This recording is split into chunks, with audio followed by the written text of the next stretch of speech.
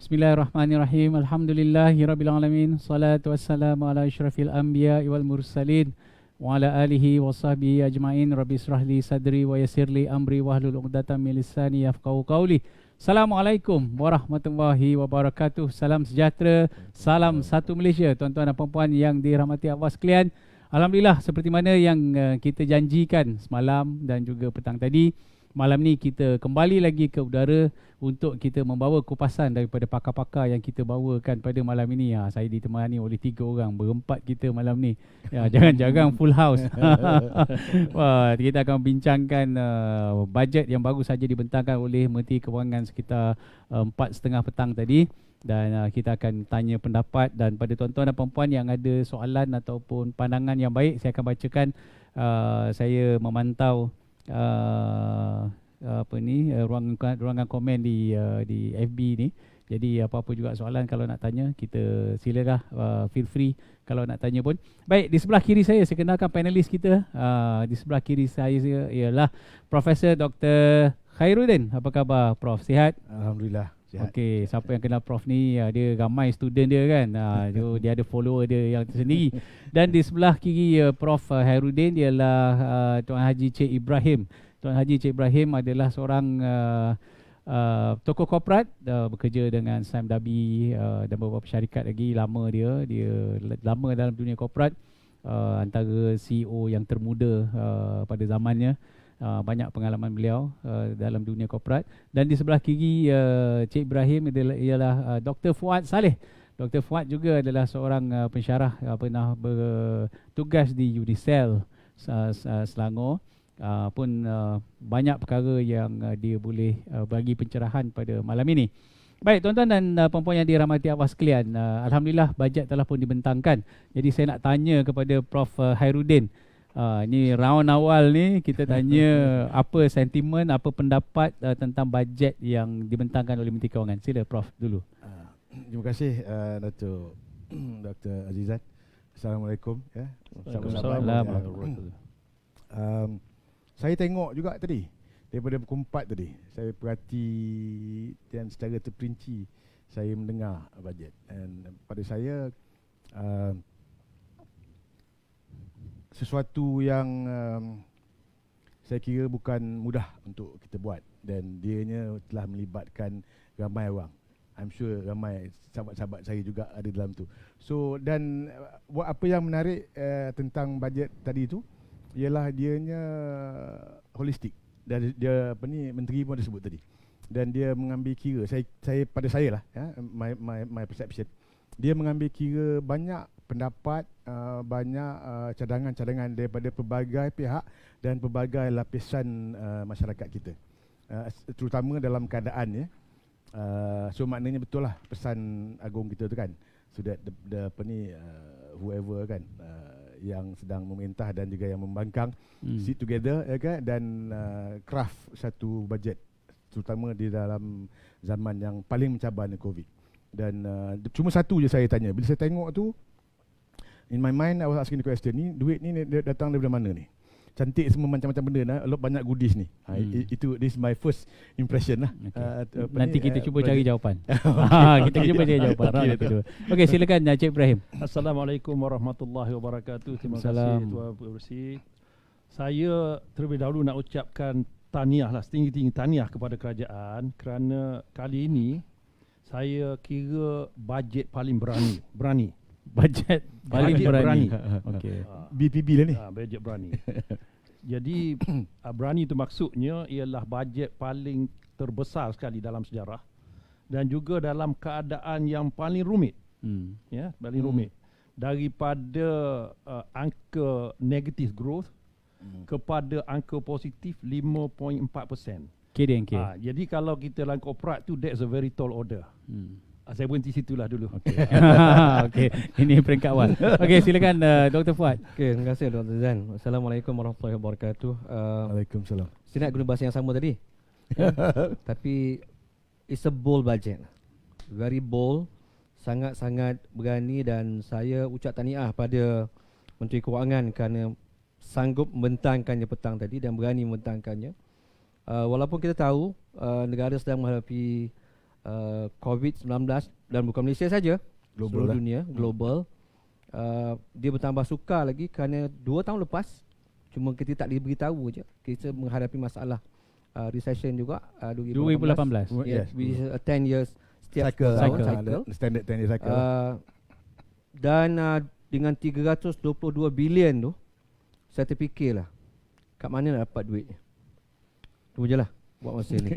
Baik, kita daripada 3 kali panel ni, 2 panel bertanyakan soalan yang sama, tuan-tuan dan puan-puan. Okey, bajet ni cantik, paling berani, cuma persoalan kita ialah dari mana sumber-sumbernya. Baik, kita akan jawab soalan ni, kita akan kaji daripada mana. Baik, sebelum itu saya ada soalan. Ni saya lebih suka soalan, nak bacakan soalan daripada peserta ni. Ada netizen terkata berani, memang berani lah, tapi KWSP tak boleh lulus, apa cerita? Okey, baik. Jadi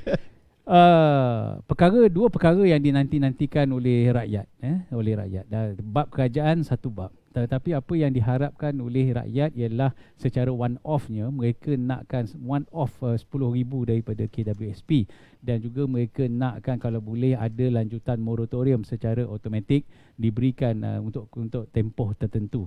Jadi dua-dua perkara ni walaupun diberi dan walaupun dibentangkan, tetapi ianya dibuat secara bersasar. Ini menimbulkan keresahan dan rasa tidak puas hati netizen, kerana pada mereka yang contohnya dalam caruman KWSP, mereka yang bekerja tidak akan dapat.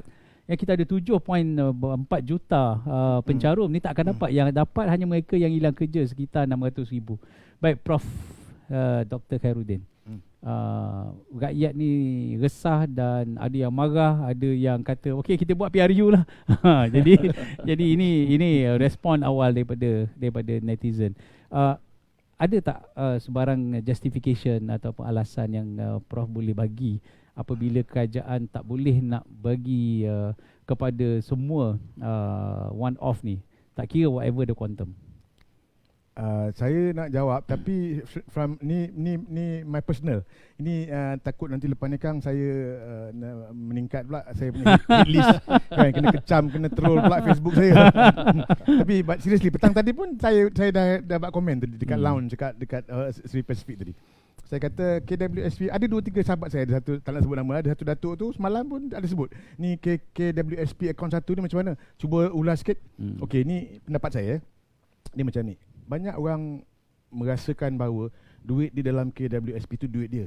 Betul, duit tuan-tuan dan puan-puan. Tapi duit tu untuk hari tua. Dan kenapa kita tak lupakan saja duit tu? Kerana besok bila kita dah pencen, dah tak ada kerja, at least kita ada duit tu. That was the the intent, the intention, betul. So apa ni, we need to re-educate masyarakat ni. Kata semua orang ingat tu semua duit dia. Betul. Tapi jangan lupa ingat, kalau tengok pada statistik dulu, apabila especially orang yang kerja dalam sektor korporat, bila dia dah pencen, statistik KWSP sendiri dah menunjukkan bahawa tak lama, 3 tahun. 3 tahun je habis. In fact baru ni pun ada, I think Don Mahathir disebut kan, bukan 3 tahun, setahun setengah aja. Pasal bila sampai 55, akaun 1 dah boleh keluar, tak tahu akaun berapa Akaun 2 kan dah boleh keluar. Dah macam-macam nak buat renovation dan sebagainya. So saya cakap ni dari segi the reality lah, apa yang terjadi, apa yang telah dibuat oleh tuan-tuan adik-adik semua, netizen. So dia macam ni lah. Dan tadi pun saya komen dekat bawah tadi. Saya kata KWSP ni macam katalah ambil, dia belum keluar lagi duit tu, semalam dia dah pergi kedai, dia dah nampak ada iPhone baru. So ada seorang hamba Allah tu, wife dia dengar, dia pun dah tergelak. So maknanya see, betul kan? So maknanya dia sendiri pun nampak benda tu. So dalam konteks ni, pada saya lah, kerajaan barangkali juga memikirkan perkara ini, dan dekat apa yang dicadangkan petang tadi adalah sesuatu yang pada saya agak berhemah. Kenapa? It is not. Sometimes you have to be cruel in order to be kind, because benda ni benda lama. Ini yang kadang kita lupa. Kita duit kan, belum bagi lagi dah macam-macam benda kita nak beli kan. Otak tu berjalan. Tu komen saya. Okay. Fair comment. Tak apa. Kita bersetuju untuk tidak bersetuju semacam dalam dewan. Tak ada masalah. Baik, Cik Ibrahim.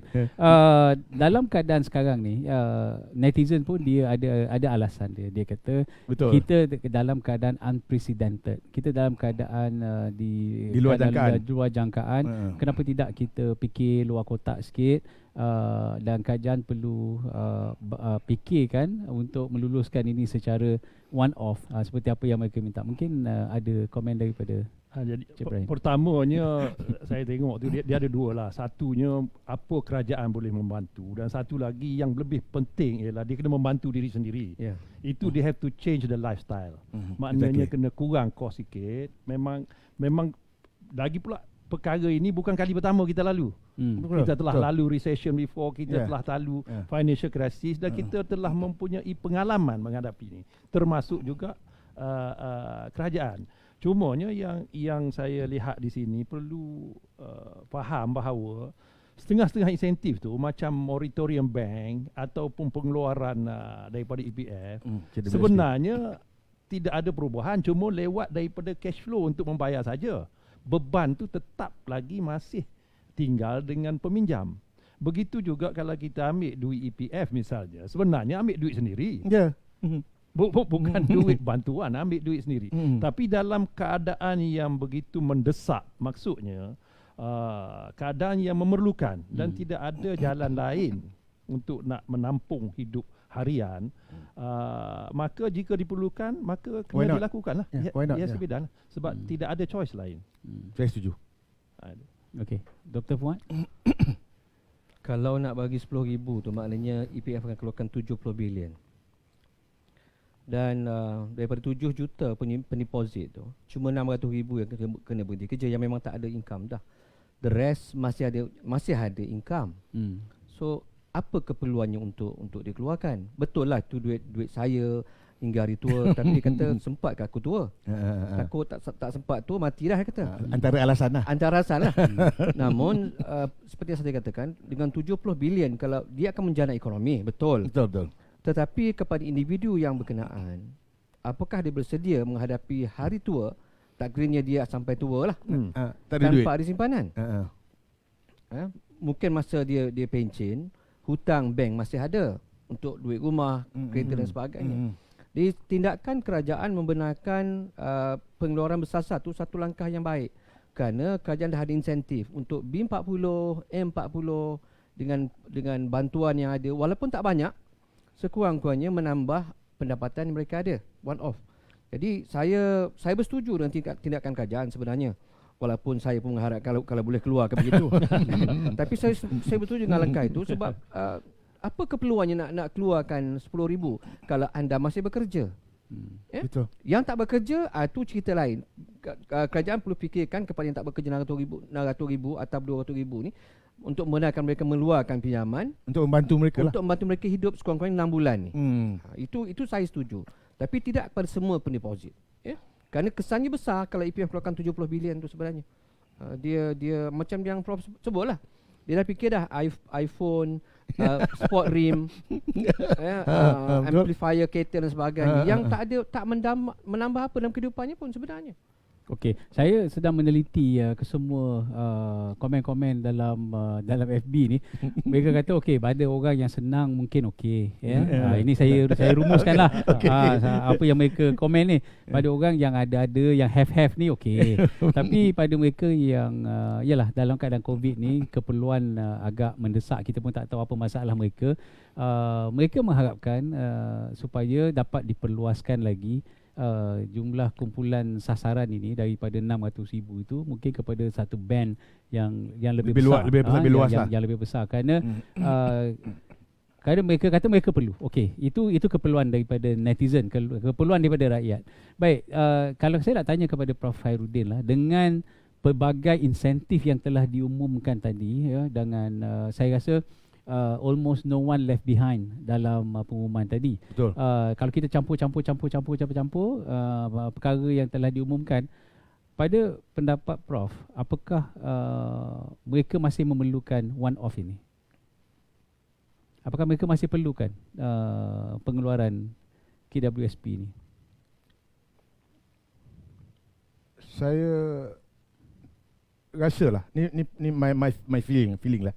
Apa yang kerajaan dah tawarkan tadi dalam bajet tadi tu, I think is adequate. Betul apa dia panggil? Mencukupi. Tak, apa dia kata tadi? Dia bayar, dia bagi bantuan No, no. prihatin rakyat. No. Yang dia bagi EPF tadi in apa ni bukan Ah, sekali dia kan? bagi dia bukan bersasar. one off. Bersasar. bersasar. Saya rasa itu apa ni, dan juga untuk mereka yang tak ada apa ni Income. yang tak ada income dan tak ada kerja. Pada saya that's the yang dalam keadaan sekarang, pada waktu sekarang itu dah cukup adil. Okey. Cik Ibrahim. Ya, kita kena tengok dalam beberapa aspek. Satu aspek yang saya boleh tengok ialah kita faham, sebab saya rasa kita semua ni pun lalu Melalui kita faham, maknanya kita faham dari sudut hatinya bagaimana susahnya kehidupan ini. Tapi kita juga perlu lihat bahawa saya juga tengok dalam masyarakat ini, saya takutnya ialah beban tu bila kita makan benda yang kita simpan sekarang, maka kesannya masa depan. Betul. Saya tengok yang paling ketara yang saya risau ialah beban tu akan dipikul oleh anak. Ibu bapa tak cukup selepas dia bersara atau lepas bekerja, maka anak tak terpaksa menanggung dia orang. Memang kewajipan dia, tapi masalah sekarang ialah yang M40 dan B40 ni, mereka sendiri pun memang sukar untuk menampung kehidupan mereka. Jadi bila keadaan itu kita kena, yang pentingnya kita tengok masa depan. Tapi kalau bagaimanapun, sekiranya memang seperti saya cakap awal tadi, jika terdesak, memanglah kalau kita dalam golongan yang begitu, kita tidak ada ruang atau lubang lain untuk nak cari, dan we have to still continue living. Jadi kita terpaksa ambil lah. Jadi kalau kita boleh rumuskan perbincangan kita setakat ini dengan apa yang kerajaan luluskan sebanyak 12 bulan dengan RM500 sebulan, dan sebelum ini pun di bawah Air Lestari ada 500. Bagi siapa yang boleh keluar pada Air Lestari, dengan mereka yang boleh keluarkan lagi 500, mereka ada RM1,000 untuk perbelanjaan tambahan setiap bulan. Baik, jadi kita tak akan ada solusi kerana kita kena, tuan-tuan dan puan-puan, kita masih lagi menunggu pendetailan bajet ni. Saya hanya ada di depan saya ini dokumen ucapan saja yang ada setakat hari ini. Kita masih lagi menunggu detailnya. Saya rasa hari Isnin kita akan dapat butiran-butiran perbelanjaan dan kita akan ulas pada minggu depan dengan lebih lanjut lagi. Jadi soal kesimpulannya, soal caruman KWSP ini walaupun kerajaan umum, tetapi kalau saya baca respon daripada petang tadi sampai sekarang ini, rakyat masih lagi tak puas hati dengan pengumuman RM500 untuk tempoh 12 bulan, iaitu RM6,000 tu. Masih lagi rakyat tak puas hati. Jadi kita park isu ni dekat sini, tuan-tuan dan puan-puan. Kami faham tuan-tuan dan puan-puan masih ramai yang tak berpuas hati, dan tugas kita ialah menyampaikan hasrat dan suara rakyat. Dan kita akan parking dulu isu ni, kerana kita masih ada peluang untuk berbahas di Dewan. Nanti kita tengok macam mana kita nak buat. Macam apa yang saya tertarik dengan apa yang Cik Ibrahim kata tadi, sekurang-kurangnya kerajaan mesti ada satu klausa bagi mereka yang memerlukan, walaupun mereka tak termasuk dalam golongan ini, tetapi kalau mereka memerlukan juga, kenapa tidak? Dan kerajaan harus juga membuka satu ruang untuk mereka memohon case by case basis, supaya kerajaan boleh, pihak kita boleh mempertimbangkan. Dr. Fuad ada apa nak cakap? Mungkin yang komen membenarkan keluar of 10,000 tu yang memang tak bekerja kemungkinan. Kalau yang itu They really need the money lah. They really need the money, yang RM600,000 tadi. Then government has to think cara yang terbaik untuk mereka keluarkan. Mungkin bukan 500, tapi dinaikkan kepada 1,000 atau 1,500 untuk kegunaan mereka. Mungkin mereka kehilangan pendapatan sebelum 4,500. So dengan penggantian 1,500, mereka boleh sedikit sebanyak boleh menampung, bertahan untuk hidup, daripada dapat 500 dan untuk saya tak percaya orang yang bekerja dan masih bergaji sekarang ni memerlukan duit tersebut. Cuma yang RM600,000 tu mungkin 500 memang tidak mencukupi kalau mereka hilang pendapatan. Jadi yang ini kerajaan perlu fikirkan. Pada saya pun 500 memang tak cukup lah. Mana ada sewa rumah 500 kan? Mana ada bayar loan rumah 500? Tak ada. So bayar duit motor boleh lah. Bayar duit motor lah. Jadi dengan bantuan untuk M40 dan B40 campur dengan pengeluaran EPF yang mereka ada, saya yakin mereka boleh bertahan untuk tempoh 6 bulan sebelum dapat pekerjaan baru. Jadi kalau itulah hasratnya kepada mereka yang memang memerlukan, kerajaan kena fikirkan cara itu. 500 memang tak cukup. Memang tak cukup. Mungkin initial disbursement tu, mungkin pengeluaran awal tu daripada 500 mungkin ditingkatkan kepada 1000 atau 1500 pada bulan yang pertama. Subsequently itu mungkin untuk tempoh 6 bulan pertama saya rasa betul. Maknanya up to maksimum 10,000 sajalah. Sebab daripada awal kita bincangkan bajet ni, kita pun kumpulkan banyak pandangan daripada rakyat. Rakyat punya komen mudah saja kepada kerajaan. Kalau nak bagi, bagilah. Jangan nak bagi tapi macam tak nak bagi kan. Bila ataupun nak bagi tapi macam-macam syarat kan yang menyusahkan rakyat. Jadi perkara-perkara ini rakyat tak suka. Jadi pada saya, pada pemimpin-pemimpin UMNO khususnya yang mendengar siaran ini, tolong ambil perhatian untuk perbahasan nanti. Ini adalah respon daripada rakyat. Kita nak dengar, tak nak dengar, ada repercussion, ada sebab akibat. Tapi suara rakyat inilah yang nanti yang kita nak bawa. Kalau mereka betul-betul memerlukan, dah mesti ada cara. Kerajaan perlu mempertimbangkan. Mungkin macam saya tertarik dengan Dr. Fuad, dengan Cik Ibrahim cakap tadi, mungkin bulan yang pertama tu ditingkatkan daripada 500 ke 1000 atau 1,500. Subsequently tu mungkin kita boleh kurangkan atau macam mana. Mekanisme tu boleh di orang kata apa, boleh diurus supaya semua pihak puas hati. Baik, kepada tuan-tuan dan puan-puan yang ada di luar sana, rest assured kita berbincang dan kita nak cari solution yang win-win. Okey. Ini satu bab caruman, tetapi dari segi aspek moratorium. Aspek moratorium juga menimbulkan rasa tak puas hati daripada rakyat juga. Kenapa? Kalau kita lihat dari segi moratorium, mereka hanya mengesahkan, mereka kata ini mengesahkan jangkaan bahawa kerajaan sekali lagi memihak kepada pihak bank. Prof, apa komen dalam bab ni? Untuk mengatakan atau untuk menuduh kerajaan memihak pada bank itu tak adil. Kerana very simple. Kalau review ni sebenarnya tanggungjawab dan juga apa ni you dah pinjam kena bayarlah.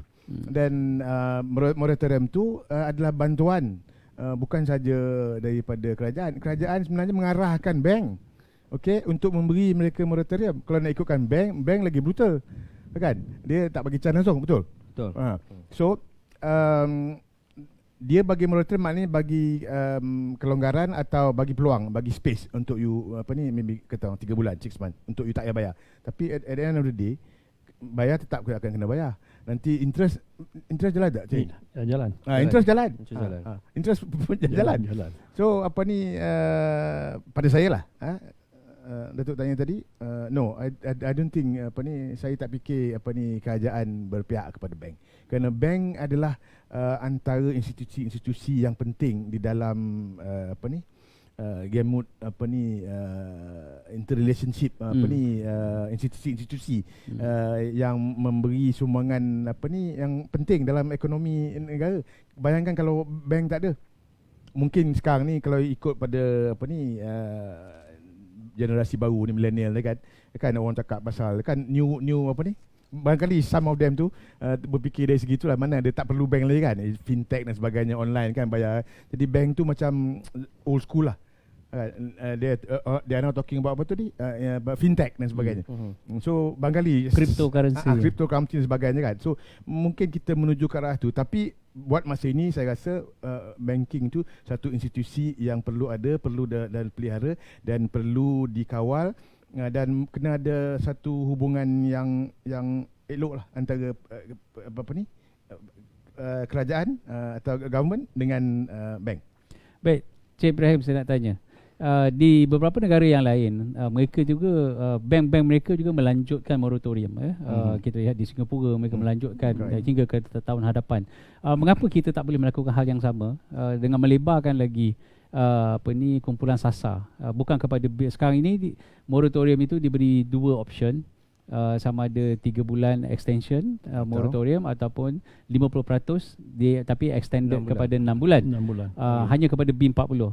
Tak boleh ke kalau kumpulan SASA ni dilebarkan kepada M40 juga? Kerana M40 yang tinggal di bandar ni, mereka juga kebanyakannya tergolong dalam golongan miskin bandar.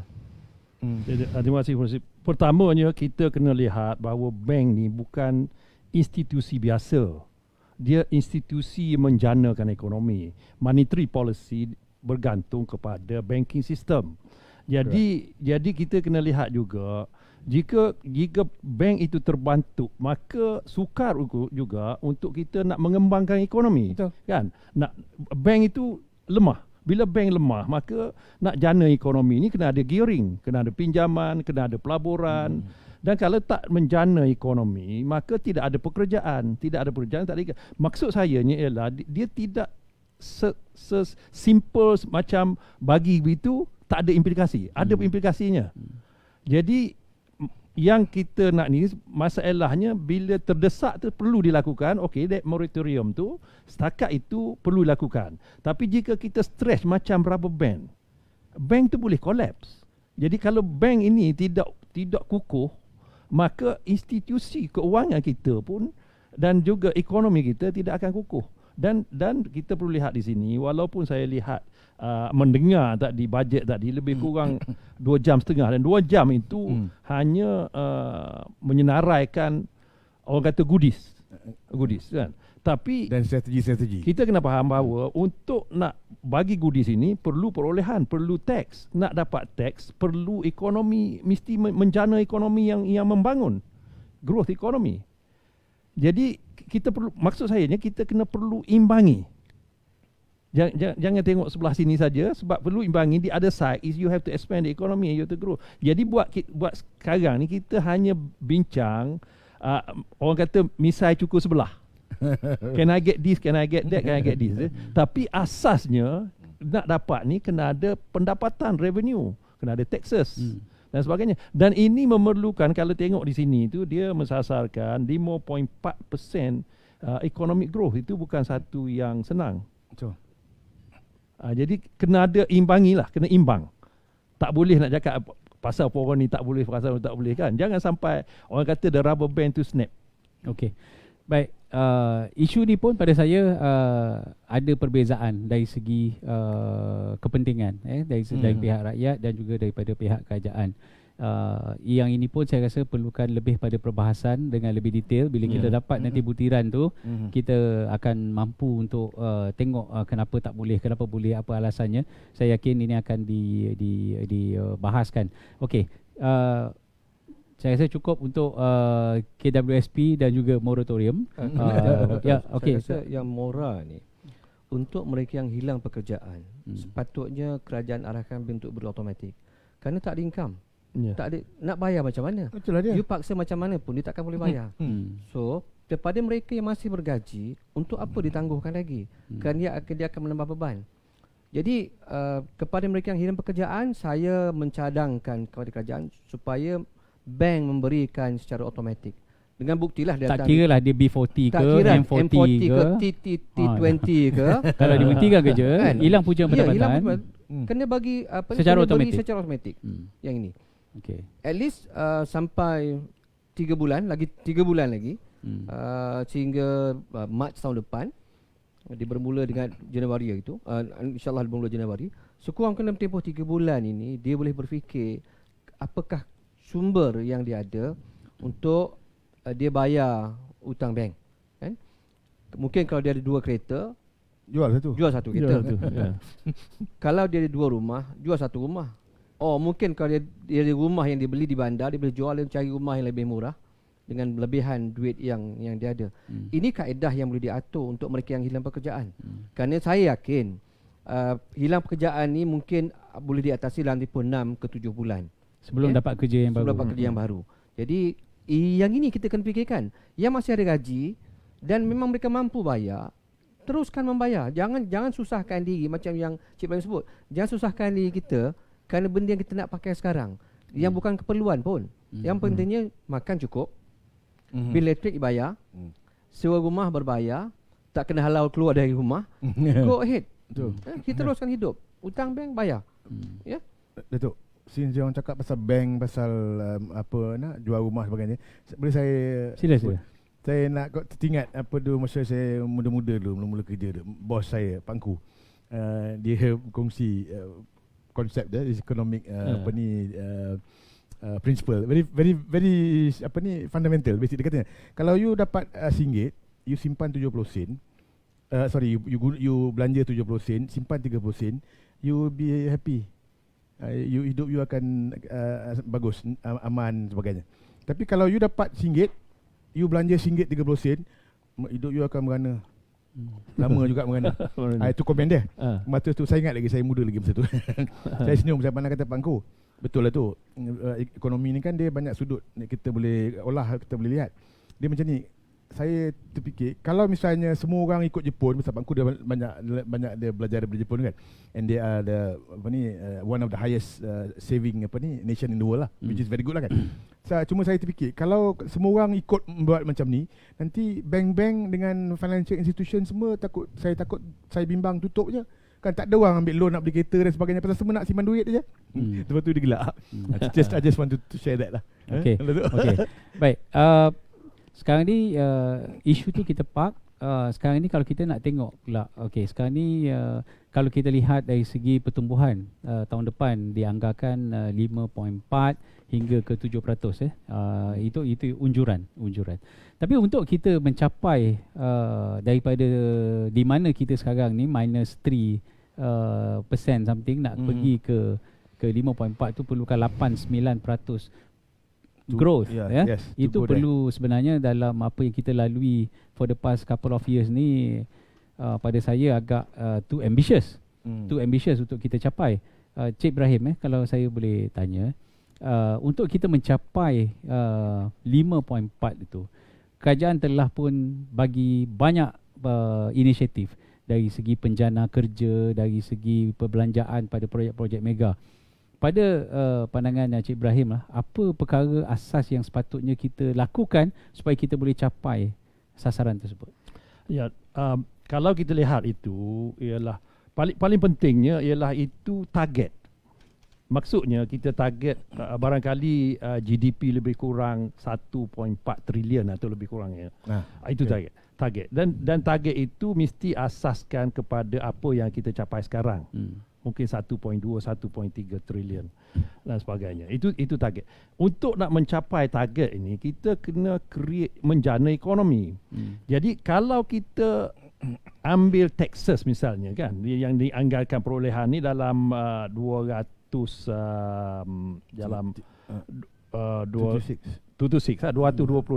bilion. 236.9 bilion. Dan kita akan belanja lebih kurang 236 juga untuk pembelanjaan perkhidmatan, gaji-gaji ni kan. So sebenarnya tak ke mana, ambil kiri masuk kanan.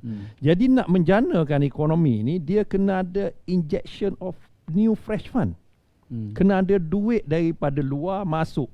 Contohnya perlu kepada pinjaman.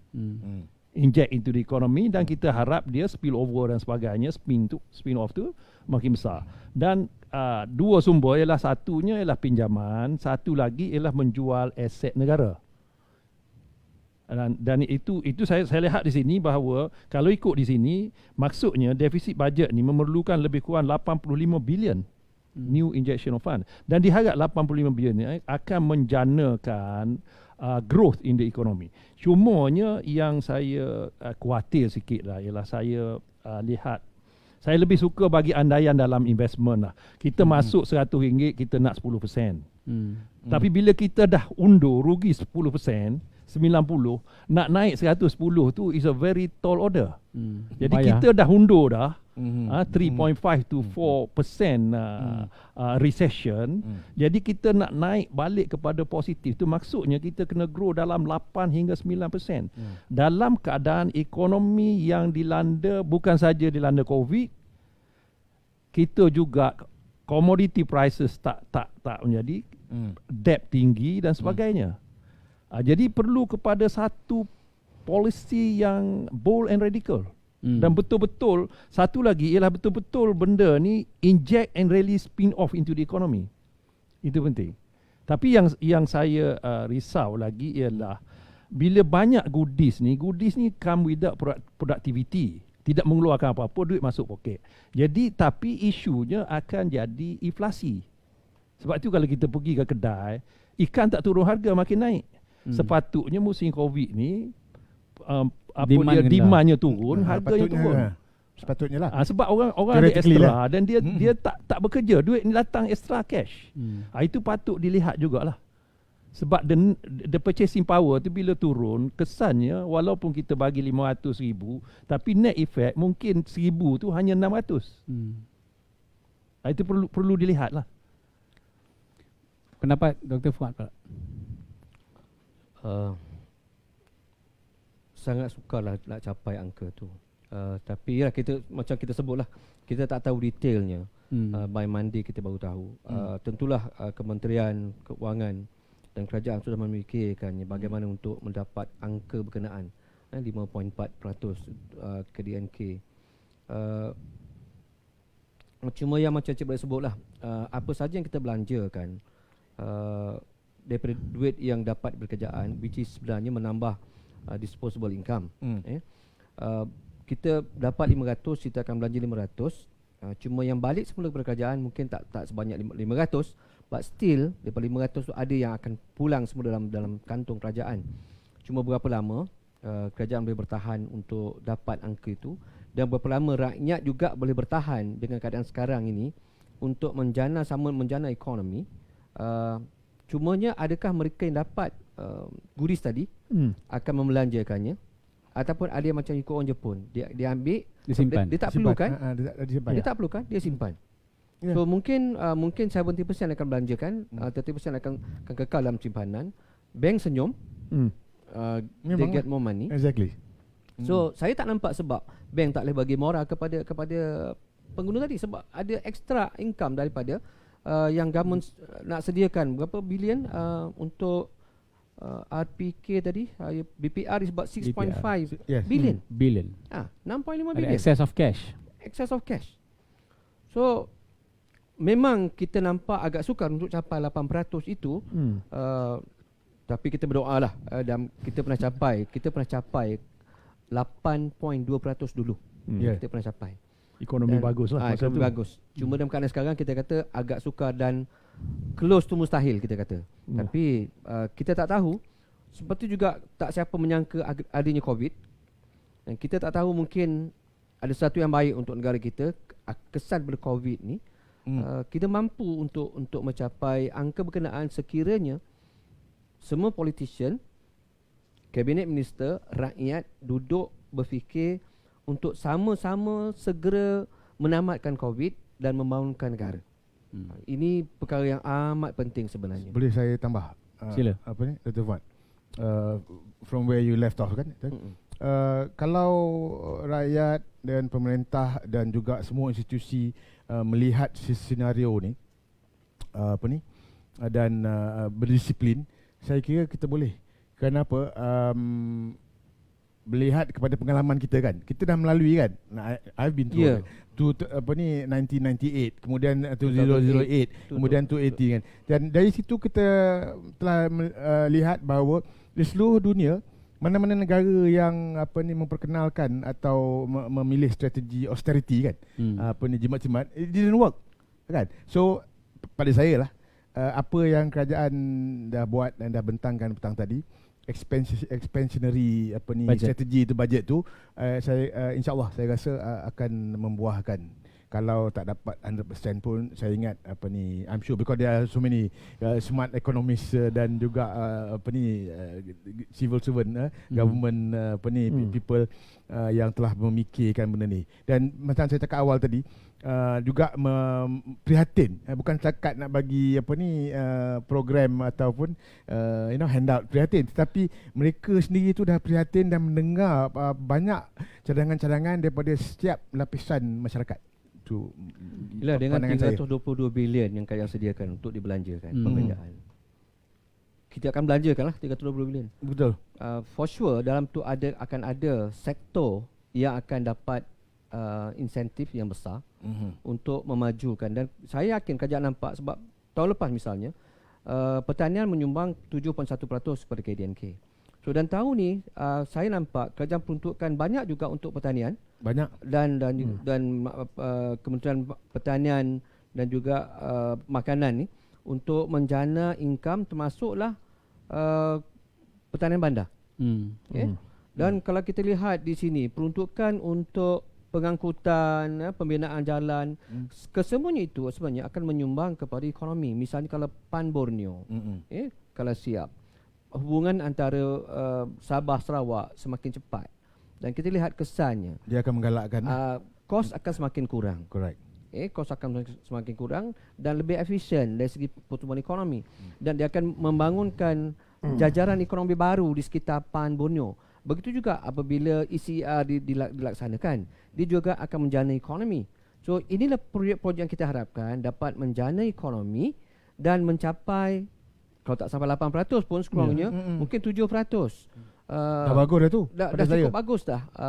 Mungkin tak capai 5.4, but kalau sampai 4.7 pun is good enough untuk Malaysia dalam keadaan sekarang menuju ke arah itu.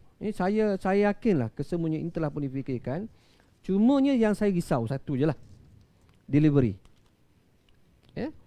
Sama ada dos pegawai kerajaan kaitan dengan swasta betul-betul sedar tanggungjawab mereka untuk memajukan negara dan memaungkan rakyat dan melupakan kepentingan perut dan poket mereka. Ini yang saya risau sangat. Kerana kita tahu indeks rasuah kita masih tinggi. Kalau kerajaan boleh kawal yang ini, insya-Allah saya yakin untuk capai 7% bukan masalah kepada kerajaan. Boleh saya silah sikit? Sila. Guys, you sebut pasal pertanian tadi, agriculture. Because memang itu kalau kita perhatikan globally, seluruh dunia, semua negara-negara paying attention to it. Because in the first thing that comes to the mind bila pandemik ni kan is food security. Food security. Bila food security itu macam kita kan, kita sendiri pun 60% of our food is imported. Kan? So food security itu. Dan bila saya perhati bajet tadi, alhamdulillah, maknanya satu perhatian yang sewajarnya telah diberikan kepada sektor pertanian itu tadi. Ya, doktor, kalau kita dapat kurangkan import makanan daripada luar, contoh sekarang ni kambing dan lembu, kita cuma menghasilkan 30% keperluan negara Domestik. Satu-satunya industri pertanian yang kita lebih ialah ayam. Kita menghasilkan 114% daripada keperluan negara. Ada akses. Ada akses. Sedangkan lembu dan kambing, kita punya ladang yang cukup luas yang tidak maximize, banyak ladang yang tidak di bawah boleh buat ternakan ruminan. Dan kalau ini bila dijana, tadi disebut tentang ternakan air, aquaculture, dan juga ternakan ikan kerapu yang saya rasa lah, kerapu ni orang have je boleh makan. Kampung tak boleh. Kita nakkan supaya ditambah lagi ke pengeluaran makanan dalam negara. Saya ambil contoh Iran, semasa 20 tahun diboykot oleh dunia, dia tak kisah sebab dia boleh hasilkan makanan dia sendiri. Betul. Jadi kalau kita mampu ke arah itu, beras kita kurangkan import, daging kita kurangkan import, saya yakin kita mampu satu hari untuk mengatasi Thailand dalam industri makanan. Satu lagi sebelum saya lupa, sebut pasal agriculture tadi. Interesting because saya ada terbaca. Sekarang ni kan kita dah masuk kepada ekonomi baru dan sebagainya, a lot of technology sebagainya. Ada benda baru, penggunaan drone untuk pertanian, and that is called IR4. precision, bukan IR4 tapi Precision farming. precision agriculture dia panggil. So maknanya kan tak perlu lagi macam dulu. So you are able to manage you punya farm, and then dia punya output better. Itulah penggunaan drone. Okey. Baik, Cik Ibrahim. Perkara pertama yang antara perkara utama yang ditekankan dalam bajet ini ialah strategi kerajaan untuk mengurangkan kesan pengangguran. Kalau kita tengok secara amnya dalam bajet tadi, kerajaan berhasrat untuk mengurangkan pengangguran dengan menyediakan 500,000 peluang pekerjaan baru. So apa komen Cik Ibrahim? Seperti saya cakap tadi, Datuk Pengerusi, jadi untuk mengadakan pekerjaan baru maksudnya sekarang ni kita mengadakan strategi untuk maintain yang ada. Tapi perlu menambah sebab graduate baru keluar, generasi baru semua ni, maka memerlukan kepada injection dana baru. Dan di sini saya lihat lebih kurang 85 bilion, 85.6 bilion dana baru yang ia akan datang daripada sama ada sumber pinjaman ataupun sumber jual aset. Satu yang menarik yang saya perhatikan ialah kali ini penlibatan EPF kuasa dalam membina Damansara yang dianggarkan 50 bilion. 50 bilion. 50 bilion itu satu projek mega. 50 bilion itu dianggarkan menjanakan pekerjaan 100,000. Itu saya rasa EPF mampu, sebab EPF ni ialah dana paling besar dalam negara dan mereka ada wang itu. So kalau ini cumanya pelaksanaan itu barangkali bila bajet lulus hari bulan 1 tu, adakah boleh disegerakan, sebab bila projek mega ni makan masa. Jadi naklah bagi penekanan bahawa perlu dilakukan secepat mungkin. Sebab ini bajet yang kita bercakap, ini bajet 1 tahun. Kalau perancangan dan sebagainya dah makan 6 bulan, maka kesannya tak akan dapat. Apatah lagi dengan tempoh PKP ni, kalau dilanjutkan lagi, dia akan memberi kesan lah. akan memberi kesan kepada pelaksanaan bajet itu saya juga nak tambah di sini, sebab saya sendiri melihat kawasan kuasa itu besar, dan dengan unjuran pelaburan 50 bilion ini, saya rasa kawasan itu, iaitu kawasan Damansara itu, akan jadi bandar Kuala Lumpur 2. Jadi pada pendengar dan sebagainya yang mampu, saya mencadangkan melaburlah di situ. Saya rasa itu peluang yang baik. Betul. Peluang yang baik. Jadi yang ada wang melabur, beli, dan kuasa pula membina, maka itu tentunya menjanakan ekonomi yang besar. Dan target 100,000 orang tu boleh tercapai. Cik Ibrahim ada tak knowledge tentang apa sebenarnya detail projek kuasa Damansara ni? Dia kuasa Damansara ni sebenarnya RRI dulu, Rubber Research itu. Tanah saya ingat luas, hampir 1,000 ekar, luas, begitu luas, di pinggiran yang begitu strategik di Sungai Buloh. Di Sungai Buloh. Maka bila dia ada tanah begitu luas, mempunyai pula dana yang begitu besar, EPF saya ingat hampir 800 bilion ada wang dia. Jadi dia mampu membangunkan. Dia mampu membangunkan. Dan bila membangunkan projek mega ni, maka dia boleh merancang satu bandar Kuala Lumpur 2. Ini ke bandar baru Bandar baru. Dan bila dia merancang begitu, saya yakin orang akan lihat bahawa ini satu kawasan yang baru, dan begitu yakin bila EPF developernya, maka saya rasa ramai orang akan melabur di situ. PHB akan membangunkannya, dan dia telah berjaya membangunkan Sungai Penchala. PHB. Okey. Dia akan membangunkannya. Rabbit Bank. Bukan Perumahan Hartanah Negara. Okay. Dan dia telah berjaya membangunkan Sungai Penchala, tanah reserve Melayu. Sebab tu yang tadi disebutkan untuk menambahkan penguasaan hartanah Bumi Putera dan Melayu. Dan saya yakin projek 50 bilion boleh dilaksanakan segera. Saya nak sebutkan di sini tentang kehilangan kerja tadi. 61% yang hilang kerja ni yang berumur 40 tahun ke atas. 61%. Maknanya ayah dan keluarga hilang pekerjaan. Ni semua senior ni. Senior. Yang pada masa sekarang ni komitmennya cukup tinggi. Hutang rumah, hutang kereta tengah naik. Kalau mereka tidak dibantu, berbanding dengan 32%, 30 hingga 40 tahun, dan 29% kurang daripada 30 tahun. Dan lebih melanjutkan lagi, yang kena berhenti kerja ni 60% laki-laki, ketua keluarga. 60% laki-laki, ketua keluarga. Bayangkan apa akan jadi kepada keluarga ni. Jadi kerajaan bayangkan domino effect tu ya. Ya. Jadi apa pun, hari ni kita tengok dah, food delivery, Velfire pergi hantar, motor BMW hantar jadi Grab food dan sebagainya. Maknanya rakyat kita ni memang sentiasa berusaha untuk mencari pendapatan, menyalur keluarga. Dan mereka ada kehendak. Orang yang kehendak yang perlu dibantu sebenarnya. Betul. Dan dengan sedikit insentif, saya yakin dia jadi booster, catalyst kepada pembangunan ekonomi.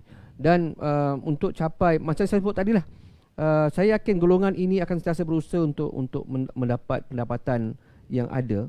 Dan dengan jumlah 320 bilion belanjawan Again 50 bilion terletak di bukan 50 bilion tu cuma untuk pembangunan hartanah saja. Di Lembah Kelang ni ada projek kereta api berkembar, MRT 3, semuanya di Lembah Kelang. Yang menyumbang kepada 70% kehilangan kerja baru ni. Yang ditamatkan oleh Pakatan Harapan tempoh hari. Macam-macam lah. Yang dia sibuk minta kerajaan sediakan tu ini, dia duk berhentikan orang dulu. Hari ni dia cuba nak jadi juara pula, kan? Yang dia tak boleh buat, asyik duit tak ada, kan? Namun saya melihat bahawa dengan adanya usaha PHB dengan duit dari 50 bilion yang menggunakan duit EPF yang memang ada, baik tu kita tak benarkan keluar yang 10,000 tu. Kalau keluar dah kurang dana EPF. 80 bilion tadi. So dengan adanya usaha ini, insya-Allah saya amat yakin lah. Tapi dengan syarat, saya sebut lagi sekali, delivery factor, penyampaiannya. Berapa cepat mereka boleh laksana projek? Satu ialah speed up.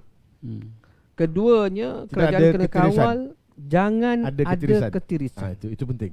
Jangan ada elemen rasuah. Bayangkan kalau 322 bilion, rasuah 10%, Dah berapa? 32 bilion habis begitu Besar. saja. Besar. Betul. Ya?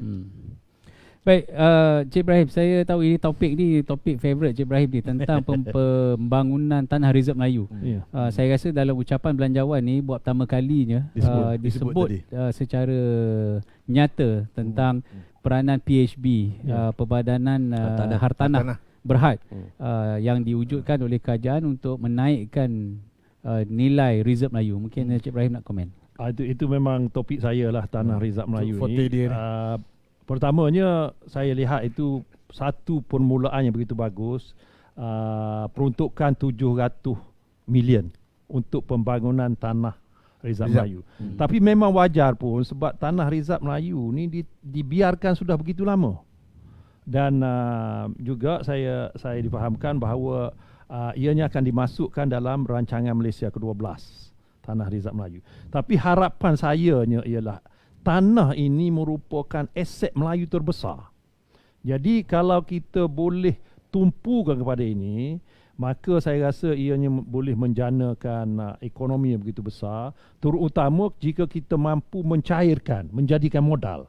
Sebab orang Melayu ni aset dia duduk di tanah. Di tanah. Berbilion, makan trilion tanah ni. Menjadi satu yang kita boleh cairkan menjadi modal. Bila menjadi modal, maka dia boleh berniaga dan menjanakan ekonomi. Itu penting. Mana saya mengharapkan sangatlah kepada kerajaan itu, lihatlah tanah reserve Melayu ini. Bukan saja di Kuala Lumpur. Bukan saja di Kuala Lumpur. Seluruh negara. Terutamanya yang kita lihat ini ialah PHB tadi kan telah mula di Penchala. Mungkin itu satu Sungai pilot Penchala. projek, tapi jangan di hospital Penchala di saja. Sungai Ada Penchala. hospital di Penchala. Kalau boleh, saya nak sarankanlah kepada kerajaan bina bandar-bandar baru seperti Bangi dan sebagainya. Jangan di Bangi dan di sini saja. Dan Shah Alam itu di Terengganu, di Kedah, di Kelantan dan sebagainya. Bangi di Terengganu, di Kelantan sebagainya. Dan Bangi lah. saya lihat satu cabaran yang paling saya rasa mencabar kepada Malaysia lah. Kalau Indonesia fikir nak pindah ibu kota dia, Jakarta itu begitu besar daripada Kuala Lumpur, ke nak Kalimantan pindah Timur. kepada Kalimantan. Namun tempat pun Pontianak kan, bayangkan tempat tu. Seberang laut, nak bawa file, nak bawa orang dan sebagainya. Jadi apa kata saya sarankan kita terutama state pindah state capital tu untuk menjana ekonomi yang begitu besar atas tanah reserve Melayu ke satu kawasan baru. Kawasan baru seperti mana kita bina Putrajaya. Bayangkan kalau kita bina Putrajaya itu 60 tahun dulu, dia sudah menjadi Kuala Lumpur 2. Kalau kita bina Shah Alam tu 20 lagi di lain. Jadi itu harapan yang begitu besar untuk mengimbangi gap ekonomi orang Melayu. Jika kita boleh bina bandar, maka daripada bandar itu menghasilkan perniagaan. Orang Melayu, saya pun daripada kampung. Jadi masa di kampung kita tak tahu perniagaan, tapi orang yang di kampung tu bila dia ke bandar, saya tak bercakap yang sekolah graduate ni, tak sekolah tu, dia datang ke bandar, dia bijak berniaga. Sebab pembandaran itu membuatkan satu persekitaran yang merangsangkan orang berniaga. Jadi bina banyak bandar ni, 10, 20, 30. Inilah harapan kita bagi orang Melayu untuk meimbangi satu-satunya window opportunity untuk meimbangi gap dalam ekonomi Berbanding dengan kaum-kaum lain. bagi kaum-kaum lain. Sebab itu aset terbesar. Baik, Prof, dalam bajet ini juga kita selain daripada Tanah Rizal Melayu, kita lihat agenda pemerkasaan Bumiputera kali ini berbanding dengan bajet tahun lepas, kali ini diperkasakan lagi dengan bajet yang saya kira besar untuk Bumiputera. Komen Prof. Sebab saya perhatikan dalam beberapa tahun kebelakangan ni, bila sebut Bumiputera tu sensitif. Jadi orang kurang nak sebut. Jadi banyak pihak-pihak ada kumpulan-kumpulan yang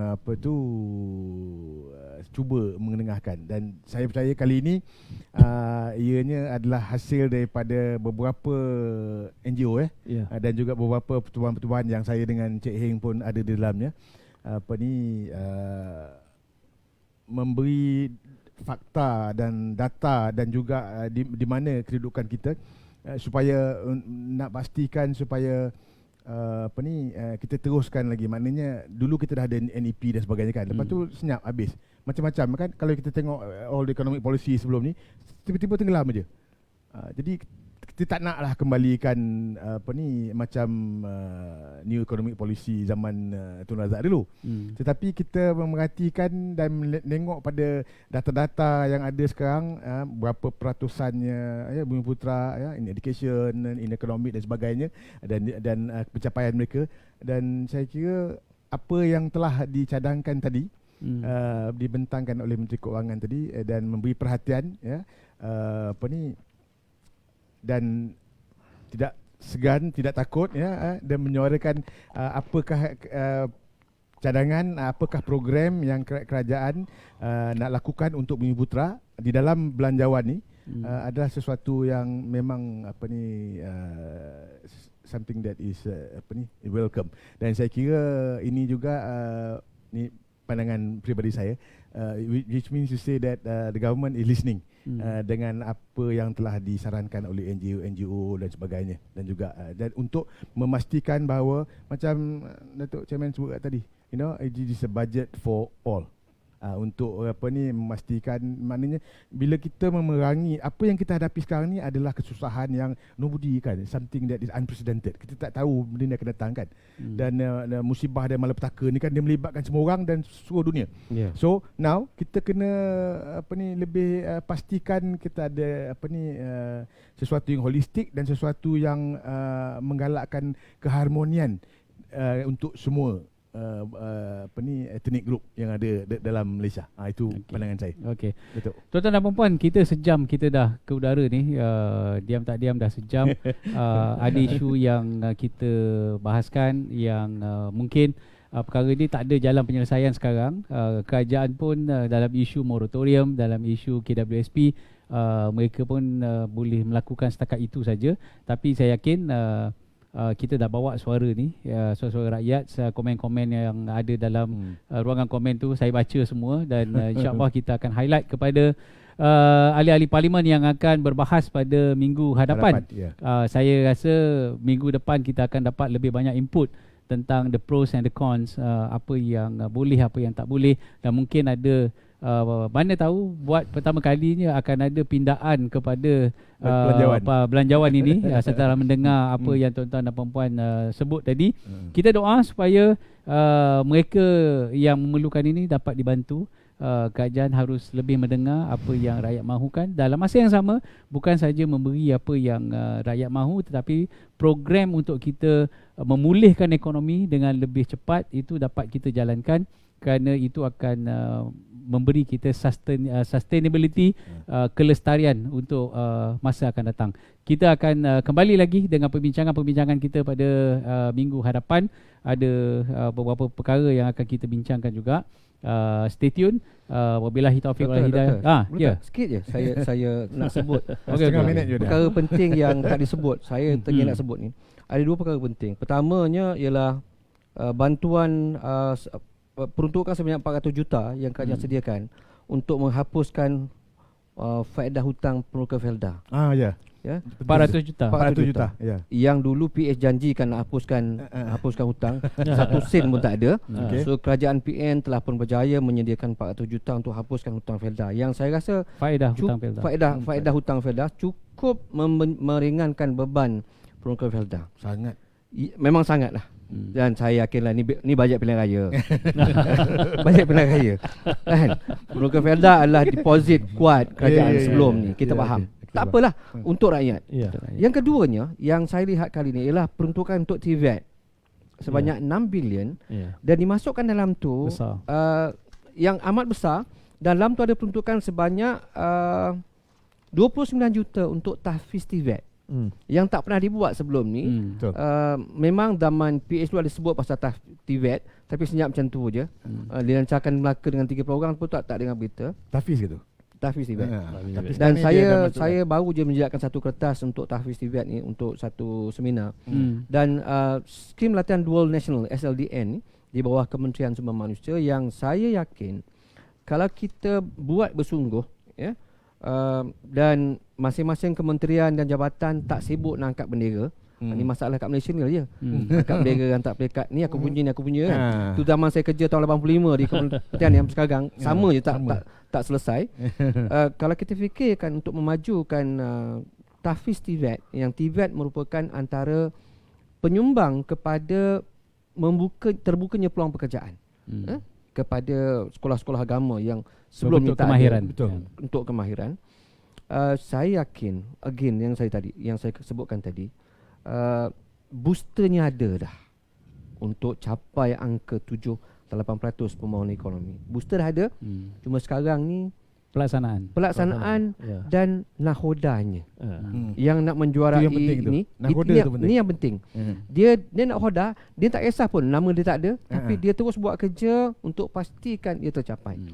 Kalau inilah dapat dilaksanakan, dan saya yakin dengan adanya berapa orang dengan ada 3 presiden yang boleh berbincang, kalau boleh bincang elok-elok lah. Nak bagi kursi ni bukan senang kan. Lepas pilihan raya ni, saya yakin dia akan menjadi antara penyumbang besar kepada pembangunan ekonomi yang kita harapkan kita dapat capai dalam tempoh 6 bulan pertama ni, insya-Allah. InsyaAllah, mudah-mudahan. Baik, sebenarnya banyak lagi perkara yang kita nak bahas. Kita ada banyak masa lagi yang minggu depan kita akan bincang secara lebih detail. Apapun kita tunggu butiran terperinci daripada Dewan Rakyat, ke mana belanjanya dan apa butiran-butiran perbelanjaan itu. Once kita dah dapat tu, kita akan lebih maklum apa yang kita nak nak fokuskan. Okey, sehingga itu setakat ini maklumat yang kita ada. Setakat ucapan dalam 108 pages 108 muka surat ucapan menteri ini. Setakat itu je dulu maklumat daripada kami pada malam ini. InsyaAllah kita akan bawa perincian lebih detail. Sekian dulu daripada kami, berlangsung daripada mini studio Pumas PWTC. Wabillahi taufiq wal hidayah. Assalamualaikum warahmatullahi wabarakatuh. Salam sejahtera, salam satu Malaysia. Terima kasih Prof, terima kasih Encik Ibrahim, terima kasih Dok.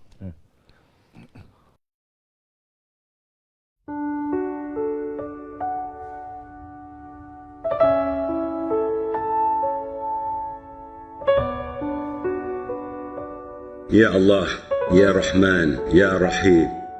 Sesungguhnya Ya Allah, kami redha dengan ujian-Mu Ya Allah. Dan kami tahu juga Ya Allah, setiap penyakit Engkaulah yang menyembuhkannya. Setiap kesusahan Engkau jugalah yang akan memberi nikmat di akhirnya Ya Allah. Dan ujian-ujian itu hanya diberikan kepada mereka yang mempunyai daya tahan ujian Ya Allah. Sesungguhnya Allah, kami terima hakikat itu Ya Allah.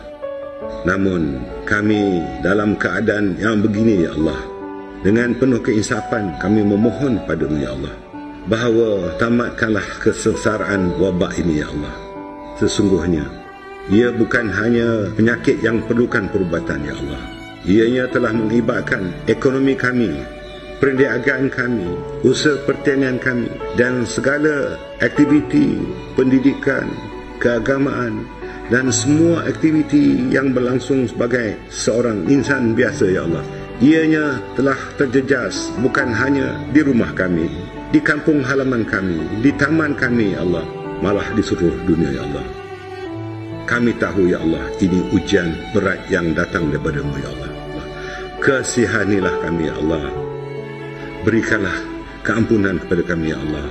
Kami bermunajat pada-Mu ya Allah, agar Engkau kabulkanlah doa-doa kami ya Allah. Hamba-hamba yang telah Engkau uji dengan sepenuhnya Allah, kami mohon sekali lagi pada-Mu ya Allah, makbulkanlah doa kami. Taqabbal binna do'ana wa salatana wa qiyamana wa ruku'ana wa sujudana birahmatika ya arhamar rahimin.